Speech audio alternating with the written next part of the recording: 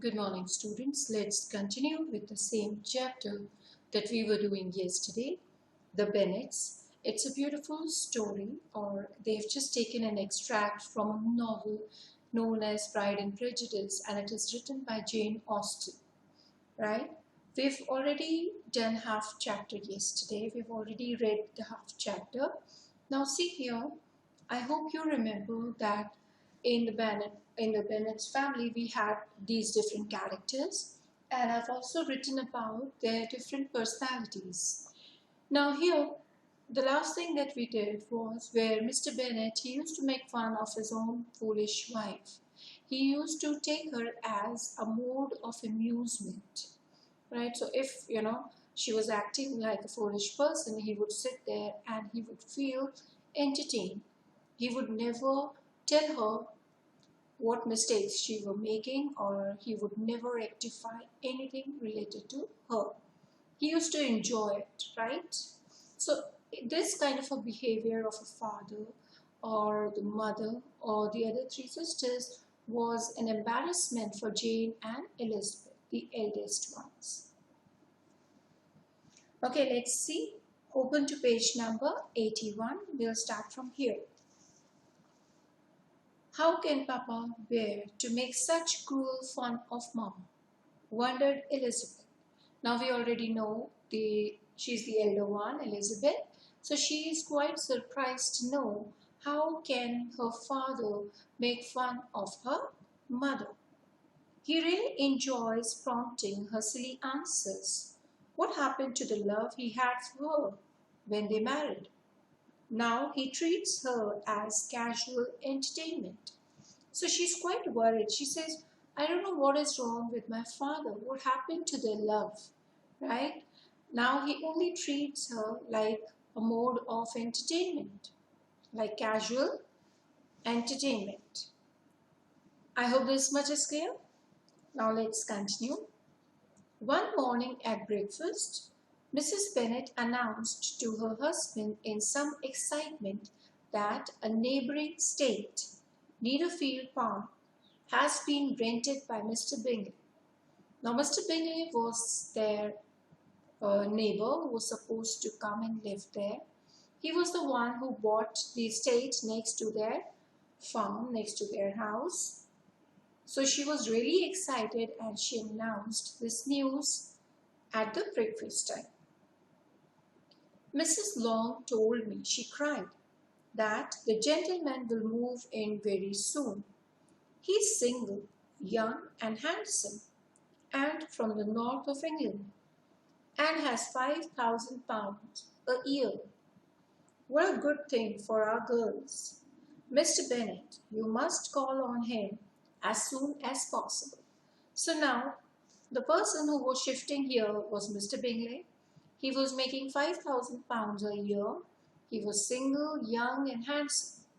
Now, Mrs. Bennet's main concern was that Mr. Bingley should like one of her girls. She wants Mr. Bennet to invite Mr. Bingley so that he could come and meet her girls, or maybe even fall in love with one of her girls.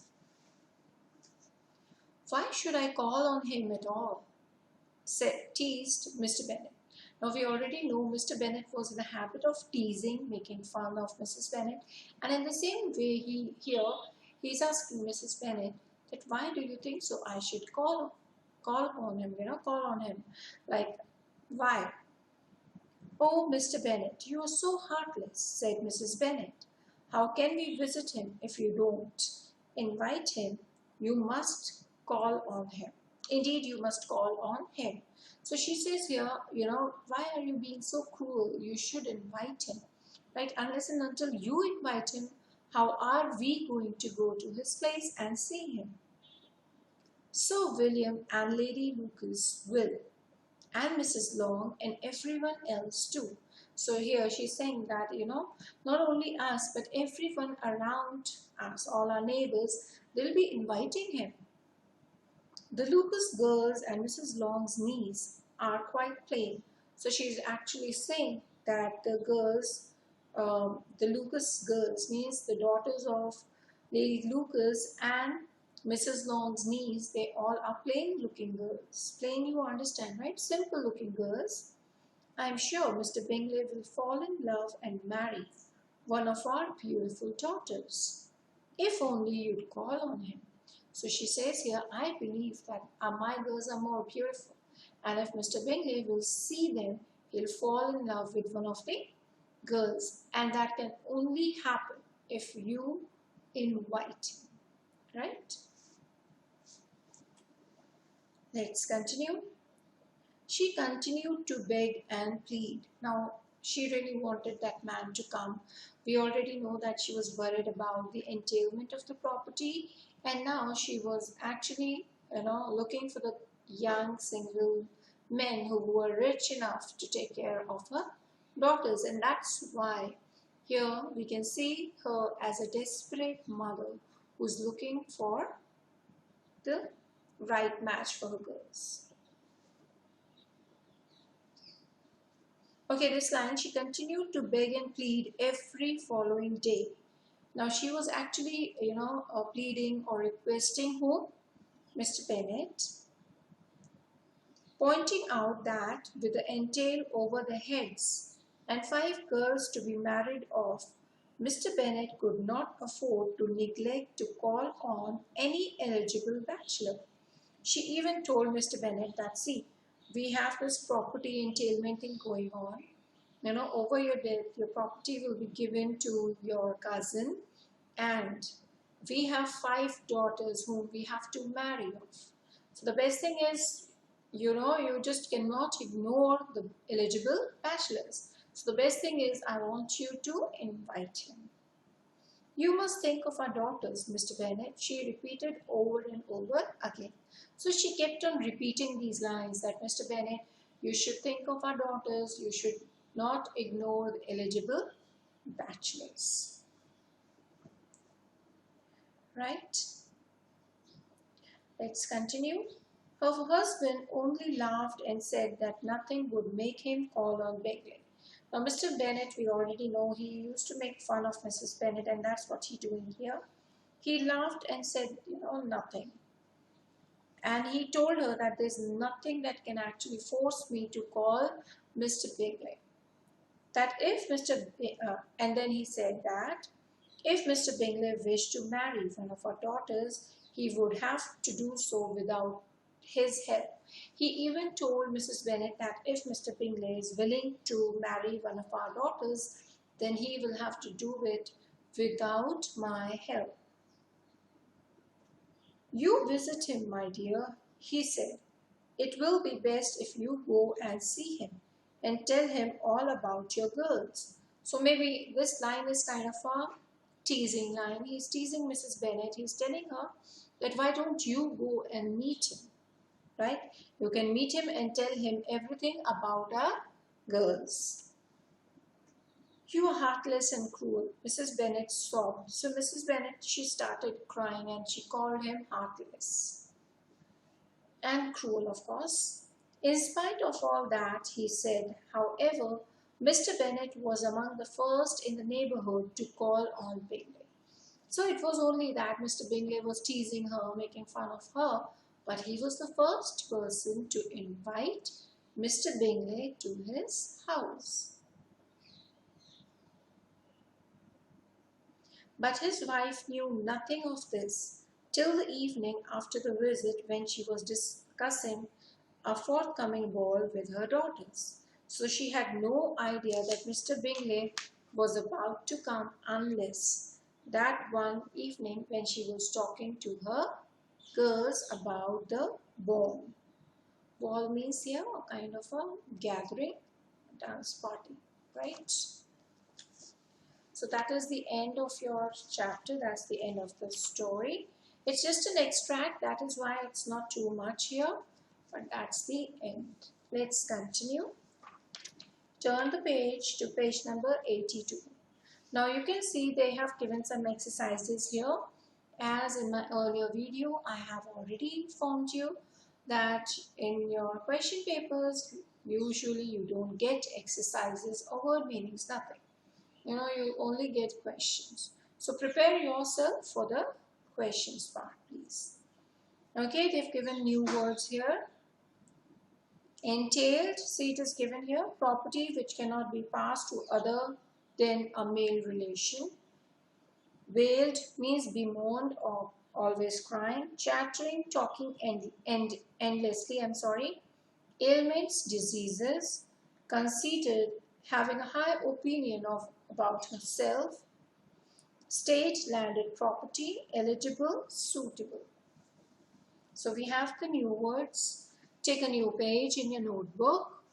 Write today's date, write the name of the chapter, write the new words, and then of course you can write question number 1. Let's see what this question number 1 is about. Page number 83. Why was Mrs. Bennet forever worried? Why is that she was always worried? See, it is given on page number 79.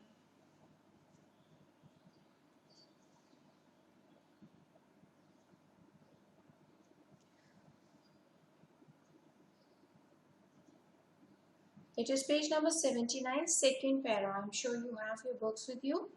Please mark it from here. The fine house in which they lived and the farm which gave Mr. Bennet his income would both on his death pass on to Mr. Collins, a distant cousin, but the nearest male relative, and this business of the entail was a great trial and grievance to Mrs. Bennet. Right? Then you can write one more line. She could not understand it and suspected a scheme to leave herself and her daughters penniless and without a roof over their heads on her husband's death. Till here. It is the end of the second para, last 2 lines, and first 4 lines of your third para. Now turn the page and come to the next question. Describe the Bennet girls. It is on page number 80. You must have seen the picture of the girls just under it. Leave the first para, come to the second one. Fortunately. You can remove that word and put a bracket before the two elder girls. From there, the 2 elder girls, Jane and Elizabeth, had only their mother's beauty. They were both intelligent, sensible, and well-mannered. Mary, the third daughter, was a plain-looking, conceited girl with a very high opinion of her own cleverness.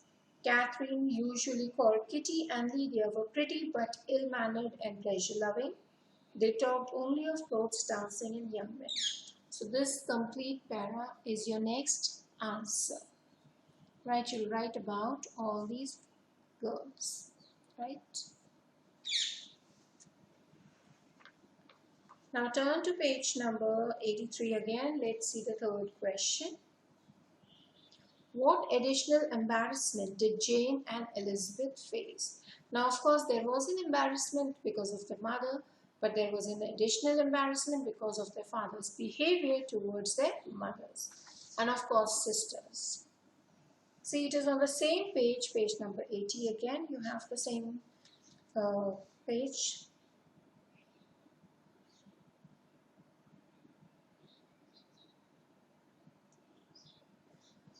Just after that, where you've marked your second answer, leave one line and come to the next one, next para.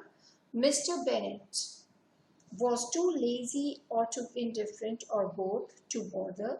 Distant and mocking, he devoted himself to his farm and his books, and the behavior of the 3 younger sisters continued to be an embarrassment to Jane and Elizabeth. First write this much, then the 2 elder girls had an additional embarrassment in their father's attitude to their mother and their sisters. The remarks he addressed to them in the company not only showed he was aware of their foolishness, but drew attention to what might otherwise have passed unnoticed. Till here, you have 6 lines. Please mark it. If you want, you can always repeat it, repeat the video, pause it and watch it again to know where the answer is. Let's move to the next one. What exciting announcement did Mrs. Bennet make at the breakfast one morning? You remember she made an announcement related to an eligible bachelor. See, it is on page 81. Second paragraph from the top of the page. I'm sure you can see this one, right? One morning at breakfast, Mrs. Bennet announced to her husband in some excitement that a neighboring state, Netherfield Park, has been rented by a Mr. Bingley. Have you marked that? Then continue.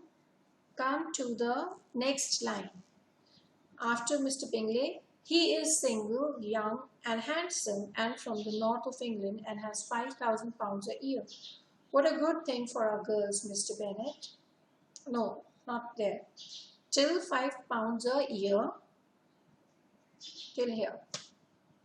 So the answer will be, one morning at breakfast, Mrs. Bennet announced to her husband in some excitement that a neighbouring state, Netherfield Park, has been rented by Mr. Bingley, who is single, young and handsome and from the north of England and has £5,000 a year.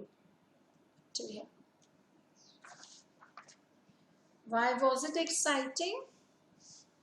You can write it was exciting as Mrs.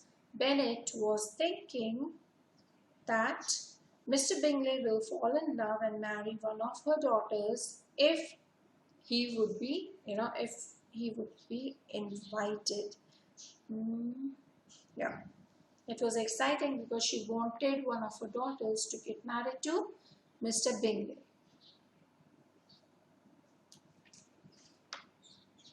We'll do till here in this video. The rest will continue in the next. Right? Okay then. I'll see you in the next video. Thank you.